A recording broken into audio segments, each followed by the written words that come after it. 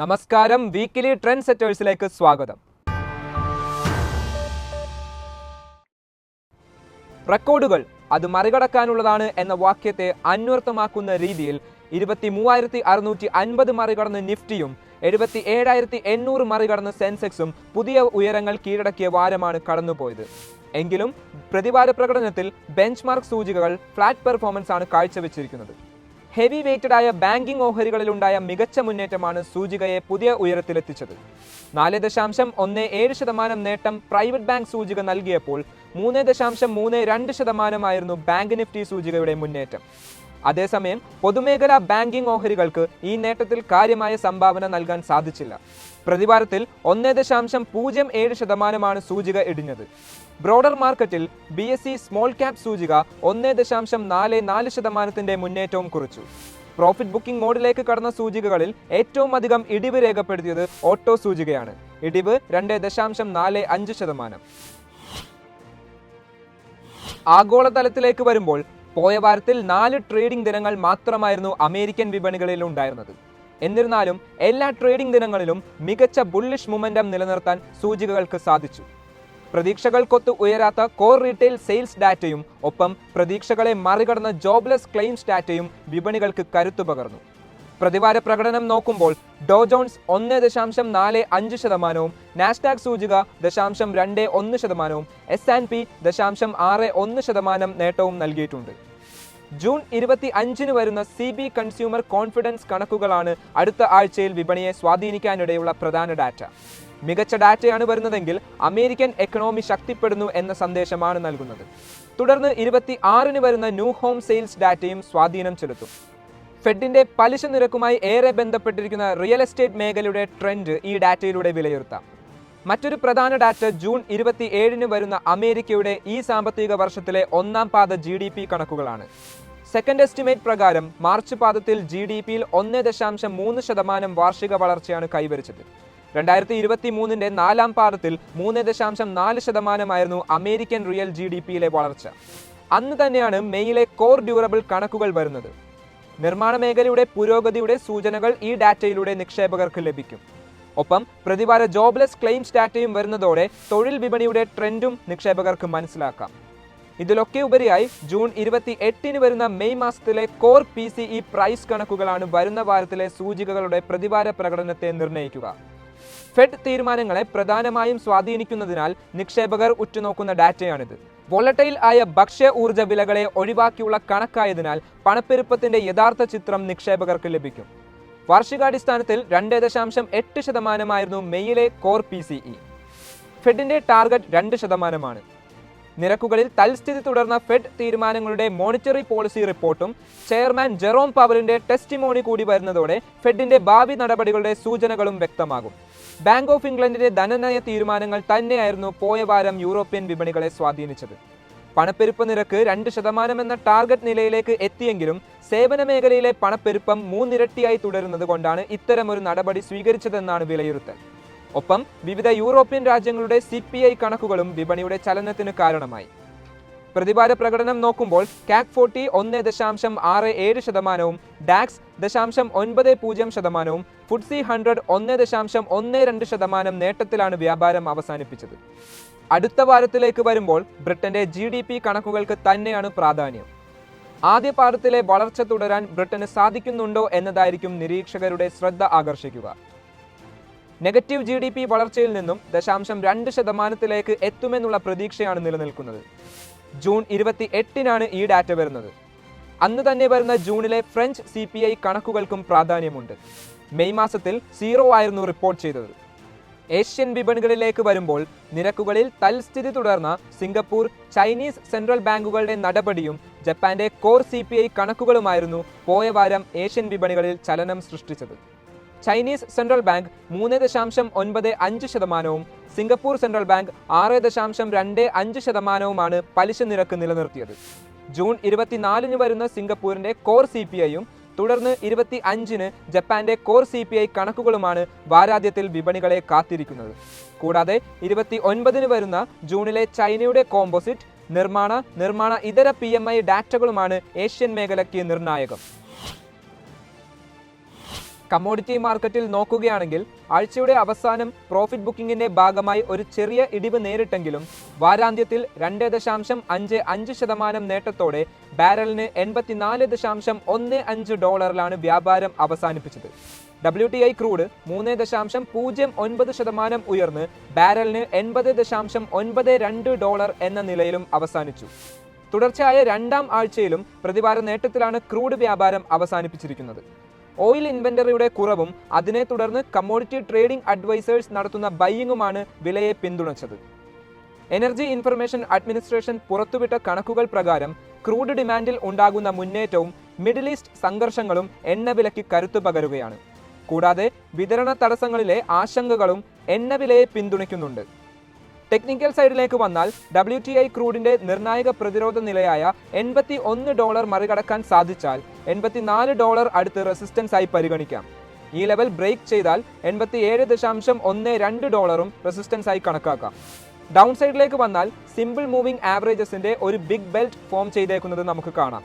അതായത് 55-ഡേ SMA $79.79 100-ഡേ SMA $79.47 200-ഡേ SMA $78.99 $79 മുതൽ $80 റേഞ്ചിൽ ഒരു മേജർ റെസിസ്റ്റൻസ് ക്രിയേറ്റ് ചെയ്തിട്ടുണ്ട്. ഈ ലെവലുകൾ നിലനിർത്തിയില്ലെങ്കിൽ $75 അടുത്ത സപ്പോർട്ടായി പരിഗണിക്കാം. ബ്രെന്റ് ക്രൂഡിനെ സംബന്ധിച്ച് $85.45 ആദ്യ റെസിസ്റ്റൻസ് ആയി പരിഗണിക്കാം. ഇത് മറികടന്നാൽ $87.51 അടുത്ത റെസിസ്റ്റൻസ് ആയി കണക്കാക്കാം. ഡൗൺ സൈഡിൽ 80.53 എന്ന ലെവൽ സപ്പോർട്ടായി പരിഗണിക്കാം. തുടർന്ന് 78.47 എന്ന ലെവൽ അടുത്ത ഒരു മേജർ സപ്പോർട്ടായി നൽകിയേക്കാം. ആഗോള സ്വർണ്ണവില പ്രതിവാര അടിസ്ഥാനത്തിൽ 0.47% ഇടിവോടുകൂടി ട്രോയ് ഔൺസിന് $2321.45 എന്ന നിലയിലാണ് വ്യാപാരം അവസാനിപ്പിച്ചത്. US ട്രഷറി ബോണ്ട് ഈൽഡിൽ ഉണ്ടായ വർധനവ് സ്വർണ്ണവിലയുടെ ഇടിവിന് കാരണമായിട്ടുണ്ട്. എങ്കിലും ഫെഡ് റിസർവ് ഡിസംബറോടെ നിരക്ക് കുറയ്ക്കലിലേക്ക് കടക്കുന്നത് സ്വർണ്ണവിലയിൽ മുന്നേറ്റം ഉണ്ടാകാൻ കാരണമായേക്കും. ടെക്നിക്കൽ സൈഡിലേക്ക് നോക്കുകയാണെങ്കിൽ ഒരു മേജർ റെസിസ്റ്റൻസ് ആയ 50-ഡേ SMA മുകളിലാണ് ക്ലോസ് ചെയ്തത്. അടുത്ത ആഴ്ചയും ഇത് മെയിൻറ്റെയിൻ ചെയ്യാൻ സാധിച്ചാൽ $2378-2380 റേഞ്ചിൽ ഒരു റെസിസ്റ്റൻസ് നേരിടാം. തുടർന്ന് സൈക്കോളജിക്കൽ ലെവലായ $2400 അടുത്ത റെസിസ്റ്റൻസ് ആയും ആക്ട് ചെയ്യും. ഡൗൺ സൈഡിൽ നോക്കുകയാണെങ്കിൽ 2300 എന്ന ലെവൽ സപ്പോർട്ടായി പരിഗണിക്കാം. തുടർന്ന് 2285 എന്ന ലെവലും 2254 $2253 റേഞ്ചിലും ഒരു സപ്പോർട്ട് പ്രതീക്ഷിക്കാം എന്നാണ് വിദഗ്ധർ അഭിപ്രായപ്പെടുന്നത്. ശക്തി ആർജിക്കുന്ന ഡോളർ കരുത്തിൽ തകരുകയാണ് ഇന്ത്യൻ രൂപ. 83.66 എന്ന സർവകാല നിലയിലേക്ക് US ഡോളറിനെതിരെ രൂപ മൂല്യമിടിവ് നേരിട്ട് വാരാന്ത്യത്തിൽ 83.53 രൂപയിലാണ് വ്യാപാരം അവസാനിപ്പിച്ചിരിക്കുന്നത്. ടെക്നിക്കൽ സൈഡിലേക്ക് വരുമ്പോൾ 83.64 രൂപ ഒരു സപ്പോർട്ട് ലെവലാണ്. ഈ സപ്പോർട്ട് ബ്രേക്ക് ചെയ്താൽ മൂല്യമിടിവ് 83.74 രൂപയിലേക്കും തുടർന്ന് 84 എന്ന സൈക്കോളജിക്കൽ ലെവലിലേക്കും വഴിമാറിയേക്കാം. ഇന്ത്യൻ രൂപ ശക്തി പ്രാപിക്കുകയാണെങ്കിൽ ആദ്യ റെസിസ്റ്റൻസ് 83.30 83.35 എന്ന റേഞ്ചിലാണ്. ഈ ഒരു ലെവൽ ബ്രേക്ക് ചെയ്താൽ 83.23 രൂപയിലേക്കും തുടർന്ന് 83 രൂപ എന്ന നിലയിലേക്കും കുതിച്ചേക്കാം. ഇന്ത്യൻ മാക്രോ തലത്തിൽ പോയ വാരത്തിൽ വിദേശ നിക്ഷേപകരുടെ ഭാഗത്തു നിന്നും അറ്റവാങ്ങലാണ് ഉണ്ടായത്. FII 9102.87 കോടി രൂപയുടെ വാങ്ങൽ നടത്തിയപ്പോൾ ആഭ്യന്തര നിക്ഷേപകർ 9574.93 കോടി രൂപയുടെ നിക്ഷേപവും നടത്തിയിട്ടുണ്ട്.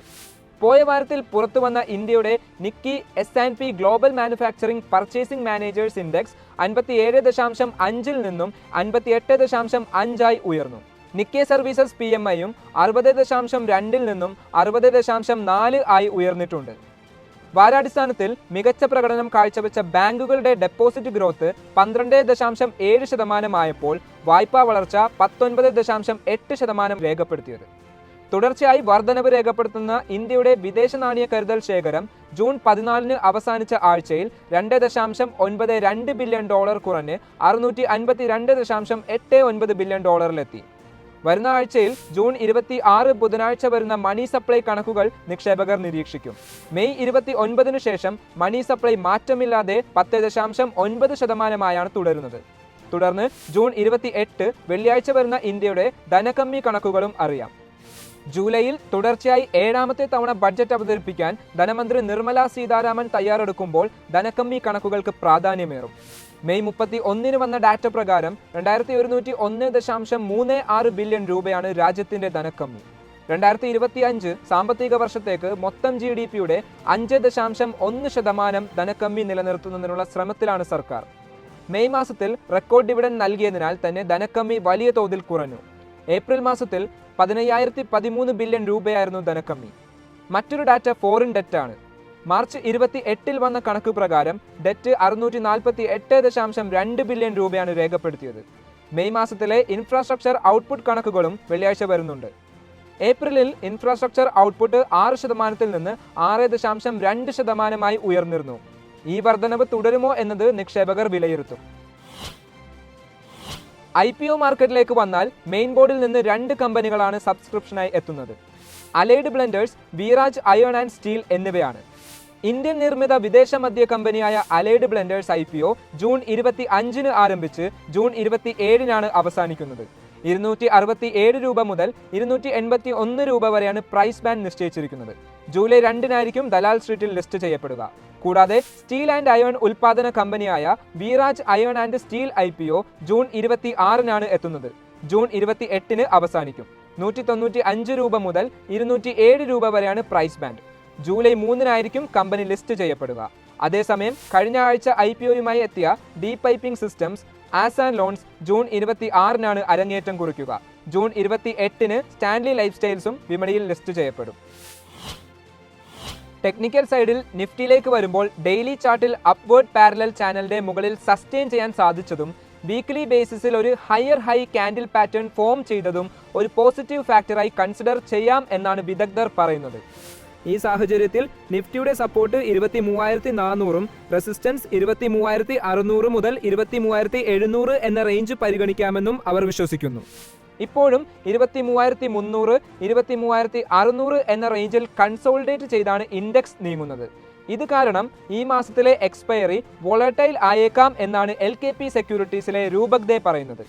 ഷോർട്ട് ടേമിൽ 23,600 മുകളിൽ നിലനിന്നാൽ 24,000 ടച്ച് ചെയ്തേക്കാമെന്നും മറിച്ച് 23,300 എന്ന ലെവൽ ഹോൾഡ് ചെയ്യാൻ സാധിച്ചില്ലെങ്കിൽ ഒരു പാനിക് സെല്ലിങ്ങിനെ തുടർന്ന് സൂചിക 22,750 എത്തിയേക്കാം എന്നും അദ്ദേഹം സൂചിപ്പിച്ചു. SBI സെക്യൂരിറ്റീസ് അനലിസ്റ്റുമാർ പറയുന്നത് കഴിഞ്ഞ ദിവസങ്ങളിൽ പലതവണ ഇൻഡെസിസീവ് കാൻഡിൽസ് ഫോം ആയിട്ടുണ്ട് എന്നാണ്. അതുകൊണ്ട് നിക്ഷേപകർക്ക് സൂചികയിലുള്ള ബുള്ളിഷ് കോൺഫിഡൻസ് കുറഞ്ഞു വരുന്നതിന്റെ സൂചന ആയേക്കാം എന്നാണ് അവർ സൂചിപ്പിക്കുന്നത്. ആയതിനാൽ 13-day EMI ആയ 23,300, 23,270 എന്ന റേഞ്ച് സപ്പോർട്ടും സൈക്കോളജിക്കൽ ലെവലായ 23,800, 24,000 റെസിസ്റ്റൻസ് ആയി പരിഗണിക്കാമെന്നും അവർ കൂട്ടിച്ചേർത്തു.